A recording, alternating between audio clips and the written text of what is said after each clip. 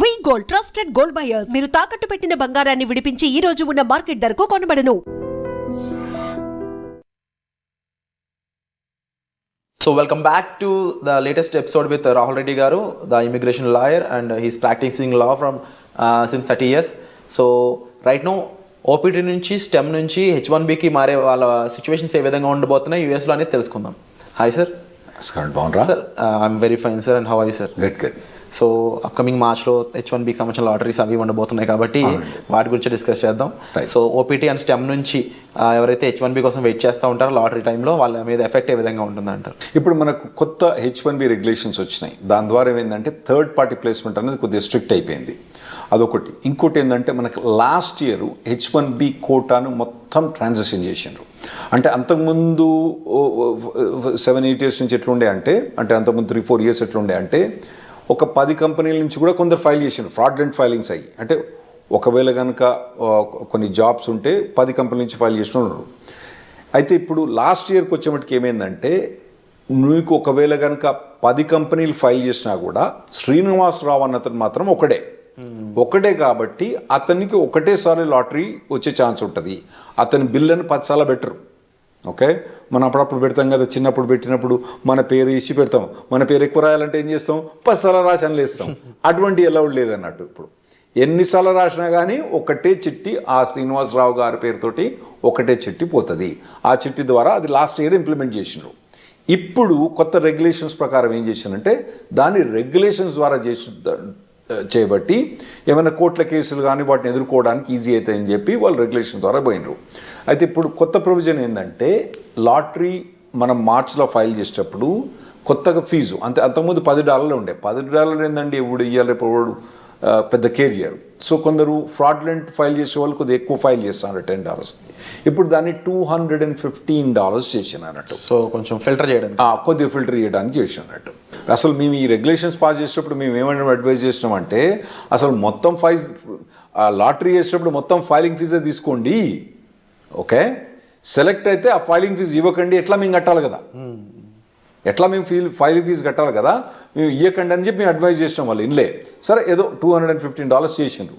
So ఇప్పుడు కొత్తగా OPT నుంచి స్టెమ్ ఎక్స్టెన్షన్ నుంచి ఉన్న వాళ్ళు ఇప్పుడు మార్చ్ అంటే మన దగ్గరకు వచ్చింది. ఇప్పుడు ఆల్మోస్ట్ డిసెంబర్ అయిపోతూనే ఉంది. మార్చ్కు మీకు H1B లాటరీ ఉంది. ఇప్పటి నుంచే మీరు కంపెనీ కానీ కంపెనీ హెచ్ఆర్ కానీ కంపెనీ లాయర్ కానీ కాంటాక్ట్ చేసి టచ్లో ఉండి మీరు H1B ఫైల్ చేయడానికి రెడీ కాండి. అండ్ వీళ్ళు ఎటువంటి జాబ్స్ని చూస్ చేసుకోవడానికి స్కోప్ ఉంటుందంటారు ముఖ్య H1B టైంలో? నార్మల్గా అంటే మన వాళ్ళందరూ కంప్యూటర్ ప్రొఫెషనల్స్ ఉంటారు కాబట్టి మనకు 3 types ఆఫ్ జాబ్స్ ఉంటాయి నార్మల్గా అండి. ఒకటి ఎండ్ క్లయింట్ అంటే నార్మల్గా కోకోలా కంపెనీ, లేదంటే నెక్స్ట్ ఇంప్లిమెంటేషన్ పార్ట్నర్, ఈ డెలాయిట్, కాగ్నిజెంట్, ఇన్ఫోసిస్ అని ఇంప్లిమెంటేషన్ పార్ట్నర్ టైప్ ఉంటాయి. ఇంకోటి ఏమో ABC కన్సల్టింగ్ కంపెనీ, చిన్న చిన్న కంపెనీస్ ఉంటాయి.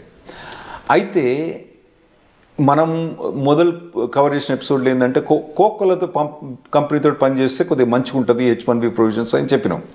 కాకపోతే ఈ ఎండ్ క్లయింట్ పనిచేసినప్పుడు వాళ్ళు ఏం చేస్తారంటే నీకు 3 ఏళ్ళు వర్క్ పర్మిట్ ఉంది కదా, నీకు ఇప్పుడే H1 అప్లై చేయమంటారు. అది వీనికి పెద్ద బాధ అయింది. ఎందుకంటే ఇప్పుడు 3rd year పోయినప్పుడు వీని H1B లాటరీ రాలేదనుకోండి, వీని పని గోవిందా. సో అటువంటి వీళ్ళు నార్మల్గా కంపెనీ పోయేటప్పుడు అంటే చాయిస్ ఉంటే మాత్రం మీకు కంపెనీ ఈ ఇయర్ మీకు H1B అప్లై చేస్తుందా చేస్తలేదా అదొకటి కనుక్కోండి. ఎండ్ ఆఫ్ ది స్టెమ్ ఎక్స్టెన్షన్లో సార్ ఇన్ కేసు ఎంప్లాయర్ని చేంజ్ చేసుకున్నాం అనుకోండి, అప్పుడు సిచ్యువేషన్ ఏ విధంగా ఉంటుంది? ఎంప్లాయర్ చేంజ్ చేసుకున్నా కానీ ఆ మార్చ్ టైంలో ఫైల్ చేస్తే సరిపోద్ది. మార్చ్ టైంలో ఫైల్ చేయకపోతే సరిపోద్ది. ఇంతకుముందు చెప్పినట్టు ఏంటంటే ఒకవేళ కనుక ఇప్పుడు మనం డిసెంబర్ జనవరిలో ఉన్నారు కదా, మీరు ఇప్పుడు మీ కంపెనీ కనుక మీరు H1B ఫైల్ ఈ లాటరీలో ఫైల్ చేస్తారా చేయరు కనుక్కోండి. ఒకవేళ చేయరని అనుకుంటే మాత్రం ఈ కంపెనీ వదిలిపెట్టి వేరే ఏ కంపెనీ కనుక మీకు జాబ్ దొరికితే ఆ కంపెనీకి పోవడం బెటరు. ఎందుకంటే H1B లాటరీ ఎంత తొందర వస్తే అంత బెటర్. ఎందుకంటే మనం లాస్ట్ 10 years నుంచి చూస్తున్నాం కదా, H1B లాటరీ అనేది కష్టమవుతుంది రావడం. ఓకే, ఇది లాటరీలో రావడం చాలా కష్టమవుతుంది. పోతానా కొద్ది ఇంకా పర్సంటేజ్ ఛాన్సెస్ తగ్గిపోతున్నాయి. మీకు 3 times కూడా మీరు లాటరీ ట్రై చేసుకోవాలి, అవసరమైతే 4 times కూడా మీరు లాటరీ ట్రై చేసుకోవాలి. వచ్చినప్పుడు ఇమ్మీడియట్గా ఫైల్ చేసుకోండి, మళ్ళీ నెక్స్ట్ ఇయర్ పెట్టకండి అన్నట్టు. ఒకవేళ ఈ కంపెనీ ఫైల్ చేయకపోతే మీకు వేరే జాబ్ దొరికితే మాత్రం వేరే జాబ్ తీసుకొని ఆ జాబ్ ద్వారా కూడా మీరు H1B ఫైల్ చేసుకోవడం బెటర్. స్టెమ్ స్టూడెంట్స్కి ఎలాంటి ప్రొటెక్షన్ ఉంటుంది సార్? అంటే ఎక్స్పైరేషన్ ముందు జాబ్ పోయినట్లయితే వాళ్ళకి ఏమైనా ప్రొటెక్షన్ ఉంటుందా? ఏముండదండి, గోయిందా అంతే. ఇప్పుడు H1B ఇప్పుడు ఉందనుకోండి, ఇప్పుడు మార్చ్లో లాటరీ ఉంది, ఫిబ్రవరిలో జాబ్ పోయిందనుకోండి, మార్చ్లో వాళ్ళు ఫైల్ చేయరాదు అన్నట్టు. అయితే కొందరు ఏం చేస్తారంటే ఈ కన్సల్టింగ్ కంపెనీ ద్వారా పోయి ఫ్రాడ్లెంట్గా వాళ్ళకి డబ్బులు ఇచ్చో జాబ్ లేకున్నా ఫైల్ చేయించుకుంటారు. అవి అయితే నేను అవాయిడ్ చేయమని చెప్తా. ఎందుకంటే మీరు లాంగ్ రన్లో చూసుకోండి, మళ్ళీ కాకపోతే ఇండియాకి వచ్చి మీరు మళ్ళీ H1B లాటరీ అప్లై చేసుకోవచ్చు, కానీ ఇటువంటి ఫ్రాడ్లెంట్ కంపెనీస్ మాత్రం పోకండి. జెన్యున్ జాబ్ ఉంటే మాత్రమే మీరు H1B ఫైల్ చేయించుకోండి. జెన్యున్ జాబ్ లేకపోతే ఎప్పుడు కూడా H1B ఫైల్ చేయించుకోకండి. లేదు, ఇన్ కేస్ జాబ్ పోయింది అనుకున్న టైంలో స్టెమ్ ఓపీటీ మెయింటైన్ చేస్తూ ఎంప్లాయర్ మార్చుకునే స్కోప్ ఉంటుందా? స్టెమ్ ఓపీటీలో మనకు 90 days ఆఫ్ అన్ఎంప్లాయ్మెంట్ అలౌడ్ అండి. సో ఆ డేస్ని అక్కడక్కడ మెయింటైన్ చేసుకోవాలి. అదే అక్కడ మెయింటైన్ చేసుకోవచ్చు.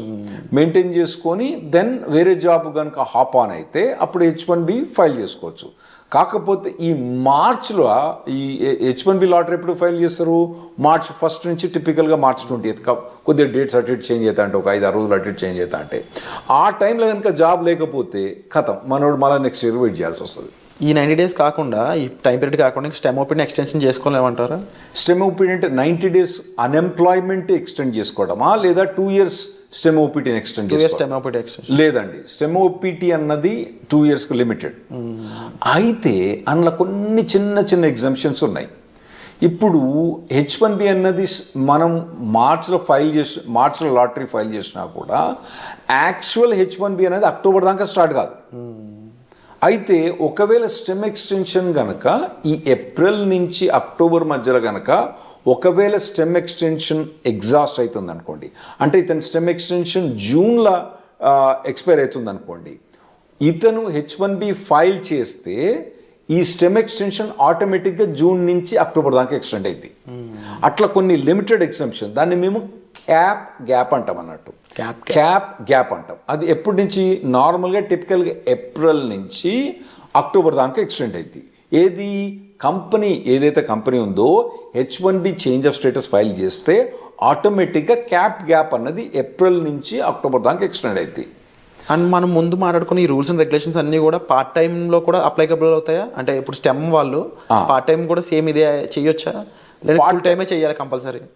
మీరు అన్నట్టు ఒకవేళ కనుక H1B జాబ్ ఫైల్ చేసిన అనుకోండి, పార్ట్ టైం కూడా వాళ్ళు ఎక్స్టెండ్ చేసుకోవచ్చు. ఏది? టిపికల్గా ఏప్రిల్ నుంచి అక్టోబర్ దాకా.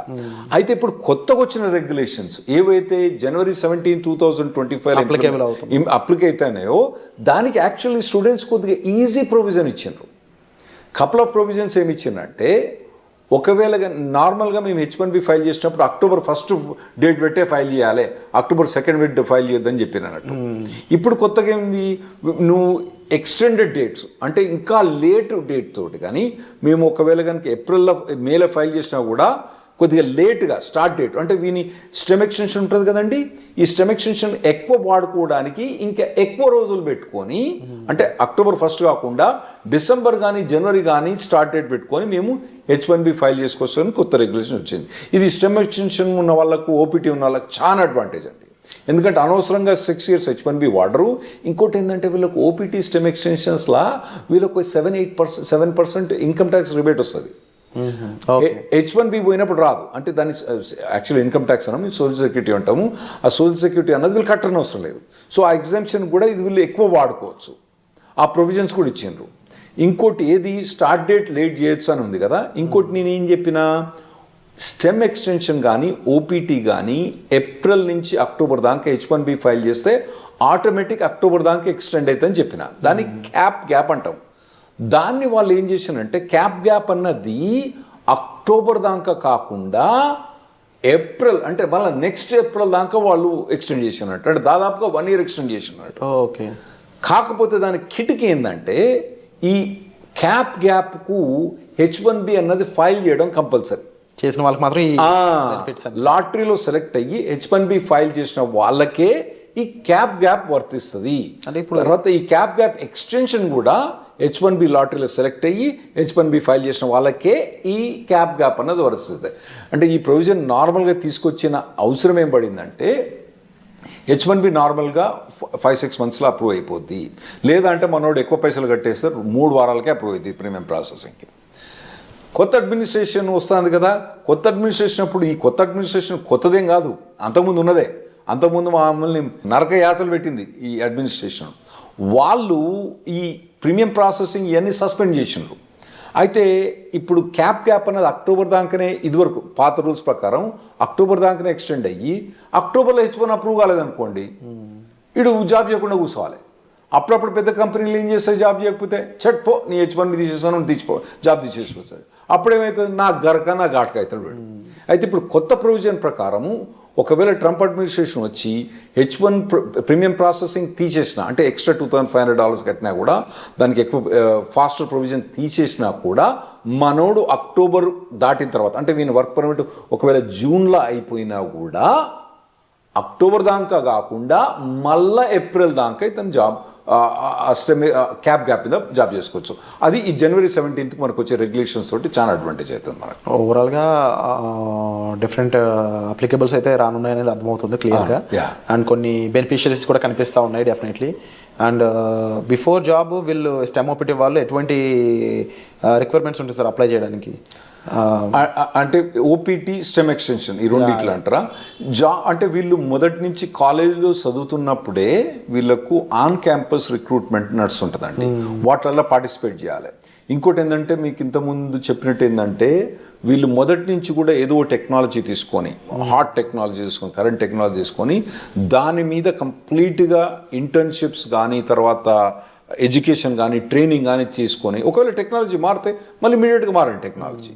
కానీ ట్రైనింగ్ అన్నది ఇక్కడ కూర్చొని ఆ సినిమాలు చూసిన దానికి వీటి చూసిన దానికన్నా ఇటు పక్క పోయి ఈ ట్రైనింగ్ ఇటువంటివన్నీ తీసుకోవడం చాలా మంచిది.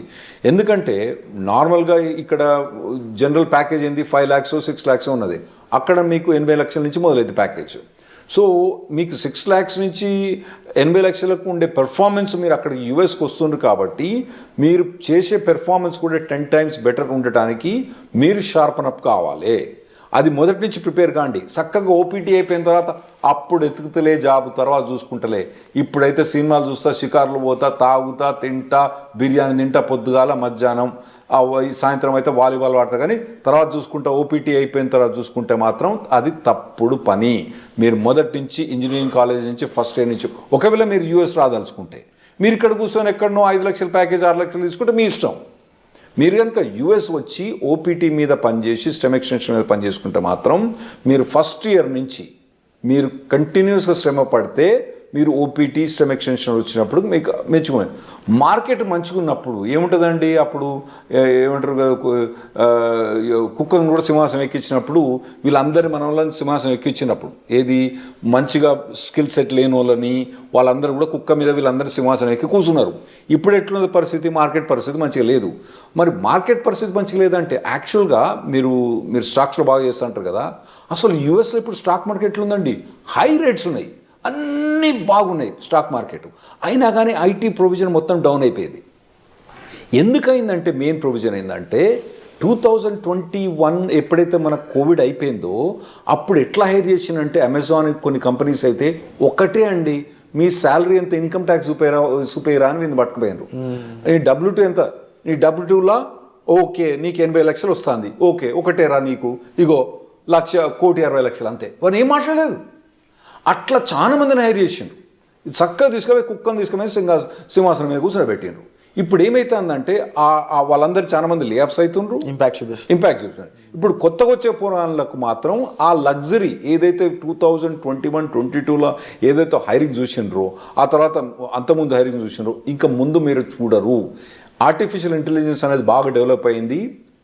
దాంతో ఏమవుతుందంటే ఈజీగా ప్రోగ్రామింగ్ అయిపోతుంది. కాబట్టి మీ జాబ్స్ అన్నవి చాలా కష్టమవుతాయి. మీరు మొదటి నుంచి ప్రిపేర్ కాండి. స్పెషల్గా మీరు యూఎస్ రాదలుచుకున్న వాళ్ళు మాత్రం మొదటి నుంచి ప్రిపేర్ అయ్యండి. మీరు ఇక్కడనే ఉండి చిన్న చిన్న జాబులు చూసుకుంటే మీ ఇష్టం. అక్కడ కనుక మీకు హై లెవెల్ జాబ్ కావాలంటే అక్కడ లో లెవెల్ జాబ్స్ ఉండవు, ఎందుకంటే వీళ్ళకి జాబ్ ఇవ్వడానికి వీలుండదు అక్కడ. ఏది ఓపీటీ స్పెషలిస్ట్ స్టెమ్ ఎక్స్టెన్షన్లా వాళ్ళు తీసుకొచ్చి $5 $10 జాబు ఇవ్వడానికి వీల్లేదు, రెగ్యులేషన్స్ ఎలా చేయవు కాబట్టి వీళ్ళకి హై లెవెల్ జాబ్ కావాలి. కాబట్టి ఆ లెవెల్ జాబ్ కావాలంటే మీరు ఇప్పటి నుంచి ప్రిపేర్ కావడం better. Wonderful sir. So latest updates కోసం చూస్తూనే ఉండండి. అండ్ చాలా విషయాలు అయితే మనకు రాహుల్ రెడ్డి గారు చెప్పడం జరిగింది. సో మీరు వీటిపై ఏమనుకుంటున్నారు, మీ ఒపీనియన్ కామెంట్ సెక్షన్లో మెన్షన్ చేయండి. And thank you so much for the wonderful. Thanks అండి.